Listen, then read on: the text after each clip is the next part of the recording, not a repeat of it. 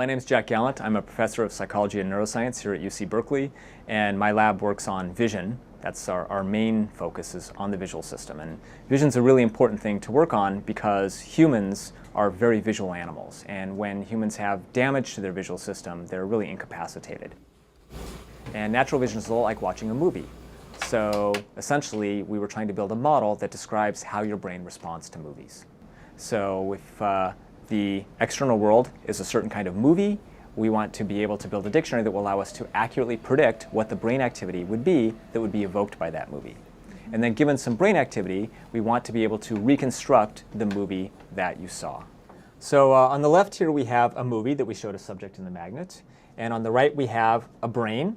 And you can see the brain activity is painted here on the side of the brain, but the brain's kind of crunched up in the skull, so it's hard to visualize. So we kind of inflate it, and then we flatten it out, and we can see a flat map of the visual cortex and the rest of the brain as the person watches the movie.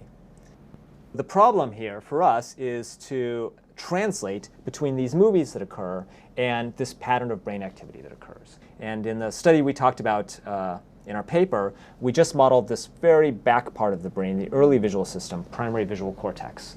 And that part of the brain responds to the little local features in the movie, little edges and colors and pieces of motion and texture. But this part of the brain doesn't know anything about what the objects are in the movie. First, we put people in the magnet for several hours, and we show them movies, and we build a model of their brain. And then in the second part, we put them back in the magnet, we show them new movies, and we measure their brain activity, and we decode their brain activity in order to reconstruct the movie. So on the left here is the movie we actually showed people, and on the right is our reconstruction.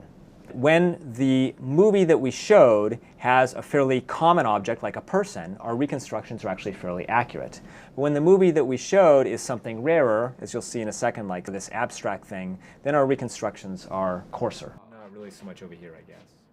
I think you'll be able to use this kind of technology for communicating with people who can't communicate, like locked-in patients or people with neurological diseases. I think you could maybe use this in some forms of psychotherapy or dream analysis. I think there's a lot of potential clinical applications for this. When this model worked, we were very happy because it was really quite surprising that it would work at all.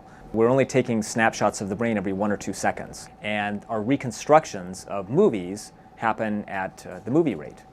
So that's much faster, and there's no reason one would think that this would work. And in fact, most of our colleagues just told us this would never work. So it was pretty surprising and satisfying when it actually worked.